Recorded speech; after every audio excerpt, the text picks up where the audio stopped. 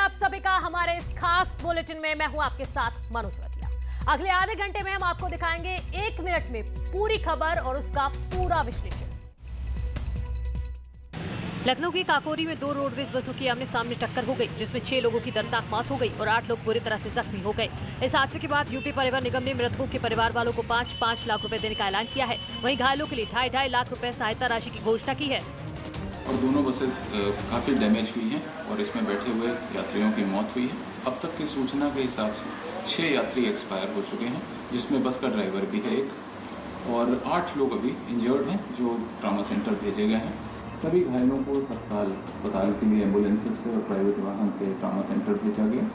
इसके बाद SDRF की टीम भी लोगों ने बुलाई थी कि अगर बस काट कर लोगों को निकालने की जरूरत पड़े, लेकिन यह हादसा उस वक्त हुआ जब एक ट्रक को बचाने की कोशिश में लखनऊ से हरदोई जा रही गाड़ी को सामने से आ रही बस ने टक्कर मार दी। मौके पर पहुंची पुलिस ने घायलों को अस्पताल पहुंचाया और राहत कार्य में जुट गई। गोंडा में एक युवक की बेरहमी से पिटाई का वीडियो सामने आया है। मामला कोतवाली के लोढ़िया घाटा गांव का है। यहां लोगों ने चोर समझकर एक युवक को दौड़ा कर पीटा। युवक बचने की कोशिश करता रहा और लोग लाठियां बरसाते रहे। गांव वालों के मुताबिक ये युवक बकरी चुराने की कोशिश कर रहा था।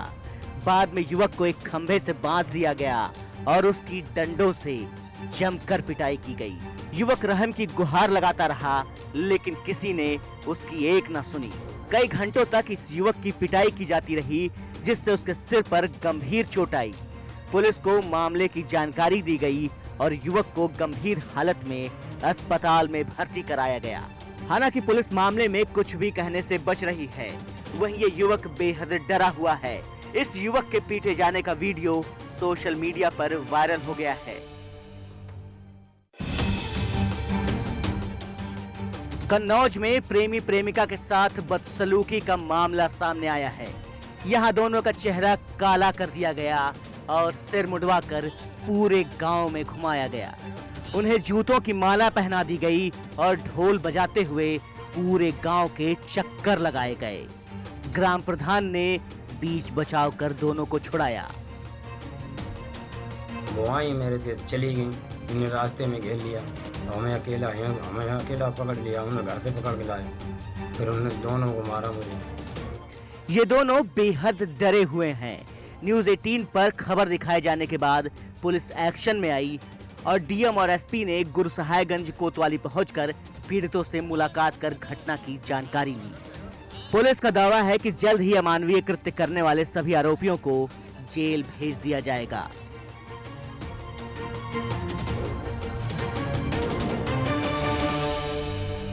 सीतापुर में पालिका की बैठक देखते ही देखते हंगामे में बदल गई। यहाँ बोर्ड बैठक में भाजपा सभासद सीपी तिवारी ने पालिका अध्यक्ष और उनके प्रतिनिधि को अपशब्द कह दिए, जिसके बाद मामला बढ़ गया। दोनों तरफ से गाली गलौज शुरू हो गई। बाद में पुलिस को बीच बचाव के लिए आना पड़ा।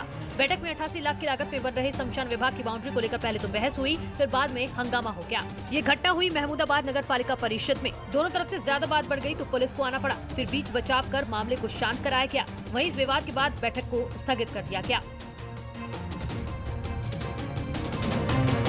बीजेपी में विधायक प्रणव सिंह चैंपियन की पार्टी में वापसी के बाद फिर हनक दिखी है। कारों के लंबे चौड़े काफिले के साथ दिखे चैंपियन ने कानून की भी जमकर धज्जियां उड़ाई।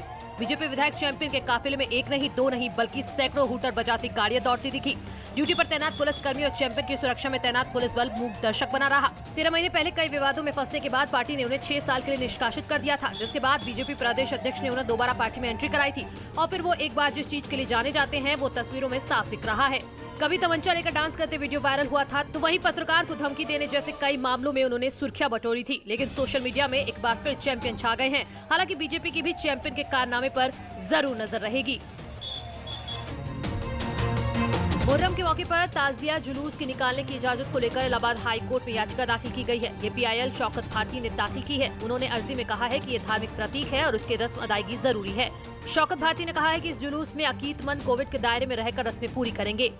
हम लोग कोविड गाइडलाइन को फॉलो करते हुए हमने ये जो PIL फाइल की है उसमें हमने कहा है कि जिस तरह से किसी का कोई मर जाता है तो जितने आदमियों के साथ परमिशन दी जाती है उसको दफन करने के लिए, उतने ही आदमियों के साथ हमको इस ताज़िए को दफन करने की इजाज़त दे दी जाए। आपको बता दें कि बाराबंकी और कानपुर में ताजिया निकालने के दौरान तनाव हो गया था, जो पुलिस के फ्लैग मार्च के बाद जाकर काबू में आया।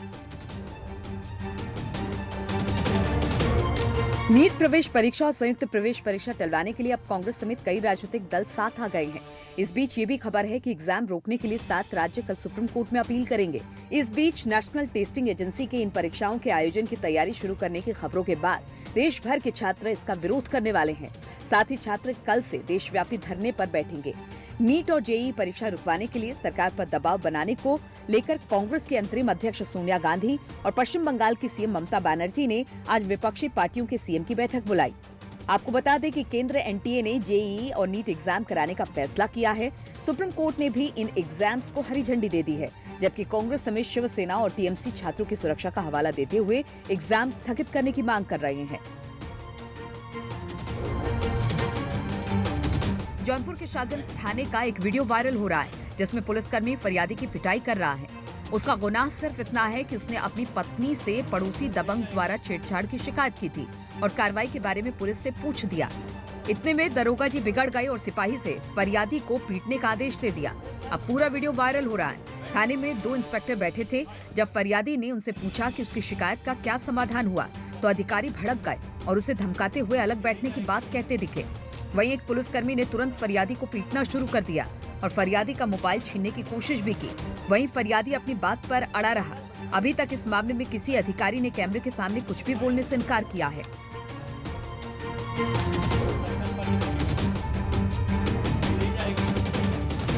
देहरादून की मित्र पुलिस कितनी मित्रता निभा रही है, ये वीडियो महज उसकी बानगी भर है।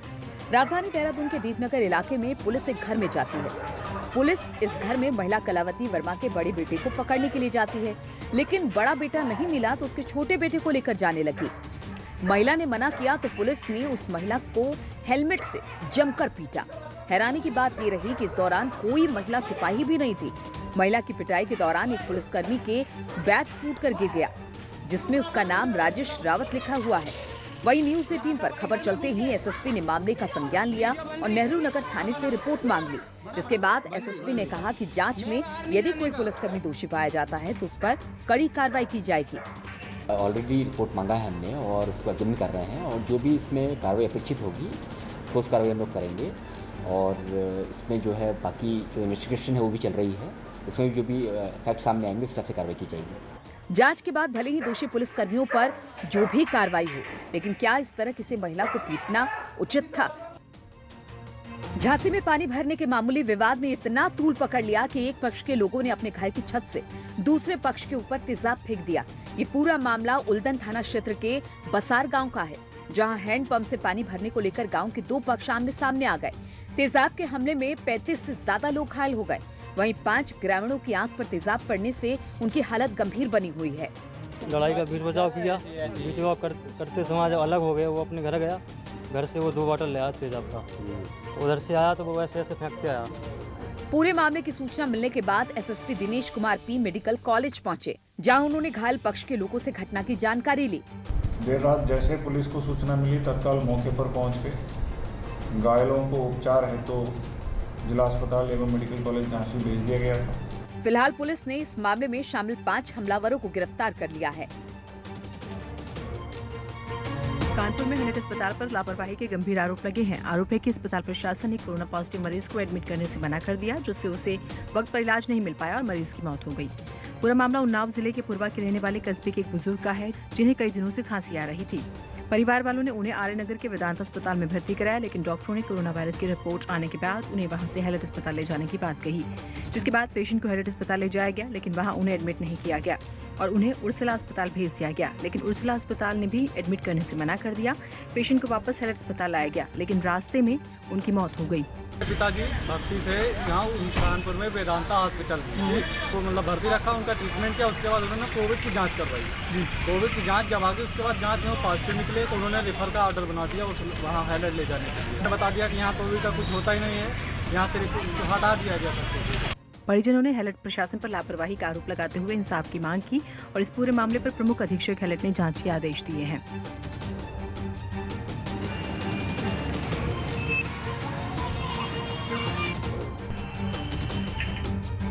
संभल से एक झकझोर देने वाली तस्वीर सामने आई है, जिसने संभल के सरकारी स्वास्थ्य व्यवस्थाओं की पोल खोल दी। यहाँ के जिला अस्पताल में बुखार का इलाज कराने पहुंची महिला को अस्पताल में बैठने के लिए कुर्सी भी नहीं मिली। महिला अस्पताल के गेट के सामने ही लेट गई। तो बुखार है, मलता है अगर। अच्छा, तो इन्हें यहाँ बाहर क्यों डाल दिया है आपने? बाहर नहीं डाला, बताओ और कहाँ डाला है, जगह नहीं तो। क्यों अस्पताल में कर्मचारियों ने एडमिट नहीं किया इन्हें? ना कुछ भी ना किया। क्या कहा उन लोगों ने? निकालो, बाहर लिटालो। और क्या। वहीं महिला का छोटा सा बच्चा अपनी मां के साथ खड़ा रहा और उसे उठाने की कोशिश करता रहा। बच्चे और मां की तस्वीर देखकर हर किसी का दिल पसीज गया, लेकिन अस्पताल प्रशासन को कोई फर्क नहीं पड़ा। महिला के साथ आई एक बुजुर्ग ने बताया कि वो बुखार की दवा के लिए दर-दर भटकती रही। कानपुर के कथित लव जिहाद मामले में शालिनी यादव और फिजा फातिमा ने दिल्ली की 30 हजारी कोर्ट में 164 के तहत बयान दर्ज करवाया है। शालिनी यादव और फिजा ने कोर्ट के सामने कहा है कि उन्होंने मोहम्मद फैसल से शादी अपनी मर्जी से की है, उनके साथ कोई जबरदस्ती नहीं की गई। उनकी शादी किसी भी तरह से लव जिहाद नहीं है। शालिनी के परिजनों ने आरोप लगाया था कि शहर में एक गैंग सक्रिय है जो हिंदू लड़कियों को अपने जाल में फंसाकर उनसे शादी और धर्म परिवर्तन करवा रहा है। दूसरी ओर शालिनी के भाई का कहना है कि शालिनी का ब्रेन वॉश किया जा रहा है और वो दबाव में बयान दे रही है। उनका आरोप है कि शालिनी घर से 10 लाख रुपए लेकर भागी थी। परिवार ये भी कह रहा है कि वो घर लौट आए। परिवार उसे स्वीकार करने को तैयार है। इस मामले में परिवार ने आईजी से मुलाकात कर न्याय की भी गुहार लगाई। वहीं हिंदूवादी संगठनों का आरोप है कि कानपुर में ऐसे 5 मामले सामने आ चुके हैं जिनमें सभी आरोपी एक दूसरे से जुड़े हुए हैं और प्लानिंग के तहत ऐसे मामलों को अंजाम दिया जा रहा है। इस मामले में आईजी मोहित अग्रवाल के आदेश पर एसआईटी गठित की गई है। आरोपियों की एक दूसरे से जुड़े होने की जांच एसआईटी करेगी। साथ ही प्लानिंग करके जिहाद फैलाने और बाहर से फंडिंग के आरोपों की भी जाँच की जाएगी। लेकिन शालिनी के बयान के बाद मामले में बड़ा मोड़ आ गया है। क्लियरली बोल दिया कि वो मार डालेंगे मुझे। बरेली की रहने वाली टीवी और south Indian actress Deepti Shankardhar का वीडियो सोशल मीडिया पर वायरल हो रहा है। इस वीडियो में इस एक्ट्रेस ने अपने पिता पर बेहद सनसनीखेज आरोप लगाए हैं। दीप्ति का आरोप है कि उसके पिता जबरन शादी करवाना चाहते हैं। शादी करने से इनकार करने पर उन्हें जान से मारने की कोशिश की गई है। क्लियरली बोल दिया कि वो मार डालेंगे मुझे।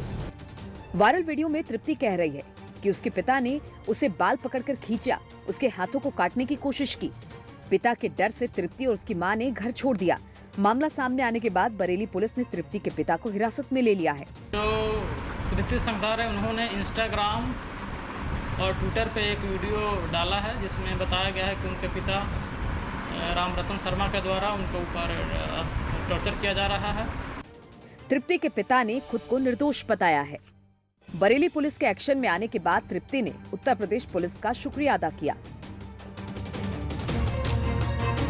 रायबरेली से सदर विधायक अदिति सिंह की दादी ने उनके ऊपर गंभीर आरोप लगाए हैं।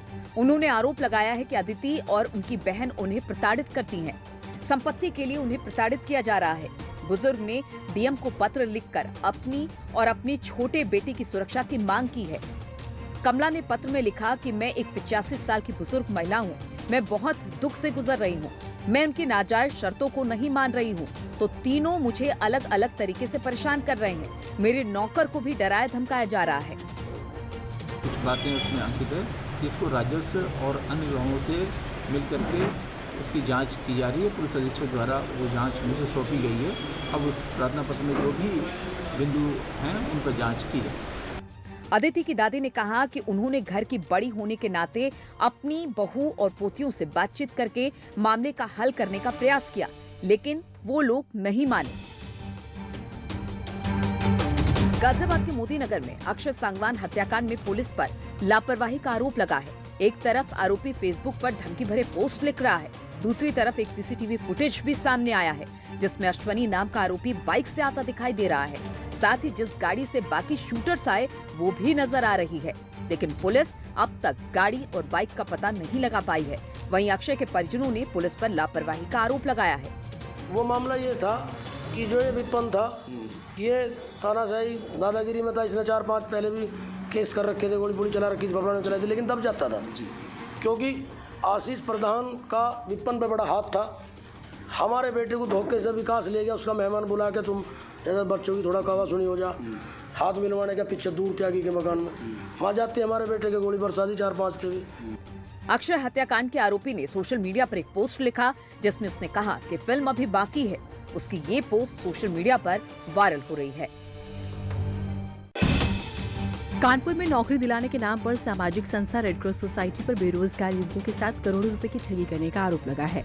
दरअसल सभी युवकों से हेलेट अस्पताल में पहले संविदा के रूप में और बाद में परमानेंट नौकरी दिलवाने के नाम पर लाखों रुपए लिए गए, लेकिन जब 1 साल तक नौकरी नहीं लगी तो युवकों ने अपना पैसा मांगा। इन युवकों का आरोप है कि पैसा वापस मांगने पर इन्हें जेल भिजवाने की धमकी दी गई। संस्था में काम कर रहे अमित पांडे नाम के मैनेजर पर पैसे लेने का आरोप है। धोखा दिया गया हमें एक सामाजिक संस्था के नाम पे, जिसका नाम इंडियन रेड क्रॉस सोसाइटी है, ठीक है। उसमें एक अमित पांडे नाम के एक शख्स थे, उन्होंने हमको बताया कि हम तुम्हें नौकरी देंगे, तुम हैलेट में संविदा पे, ठीक है, और हमसे 2 लाख रुपए लिए। पीड़ितों ने स्वरूप नगर थाने में मामले की शिकायत दर्ज कराई है और मुकदमा दर्ज करने की मांग कर रहे हैं। कहना है कि उन्होंने खेत और संपत्ति बेचकर जैसे तैसे पैसों का इंतजाम किया और अब पैसे भी चले गए, नौकरी भी नहीं मिली। पीड़ित छात्रों ने सरकार से इंसाफ दिलाने की अपील की है। जौनपुर के सरपतहा इलाके के सराय मोइद्दीनपुर गांव में 12 फीट लंबा अजगर निकलने से लोग हैरान रह गए।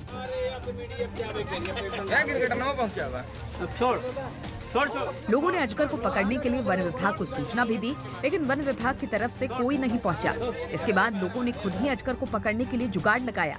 इसके लिए 2 शख्स डंडों से अजगर का मुंह दबाते हैं, जबकि एक शख्स रस्सी से बांधकर अजगर को बोरे में भरकर खींचने की कोशिश करता है, लेकिन अजगर अपनी जगह से टस से मस नहीं होता। इसके बाद एक शख्स उसे हाथ से बोरे में भरने लगता है। इस खतरनाक काम को करते हुए ये शख्स बेहद चौकन्ना रहता है। अंत में बड़ी मुश्किल के बाद लोगों ने इस 12 फीट लंबे अजगर को बोरे में भरकर बांध दिया। इसके बाद ही लोगों ने चैन की सांस ली। उत्तर प्रदेश में कोरोना के आंकड़े देर शाम जारी कर दिए गए। उत्तर प्रदेश सरकार में एसीएस हेल्थ अमित मोहन प्रसाद ने बताया कि उत्तर प्रदेश में पिछले 24 घंटे में 5,898 कोरोना पॉजिटिव मरीज मिले हैं, जबकि प्रदेश में अभी 51,317 एक्टिव केस हैं। वहीं 1,48,000 से अधिक लोग ठीक हो चुके हैं, जबकि 3,141 लोगों की अब तक कोरोना से मौत हो चुकी है। वहीं सीएम योगी ने भी कोरोना को लेकर कहा कि प्रदेश में टेस्ट की संख्या बढ़ाकर 1.5 लाख तक की जाएगी। अभी प्रदेश में 1 लाख से अधिक टेस्ट हो रहे हैं, जिसे अब 1.5 लाख तक कर दिया जाएगा।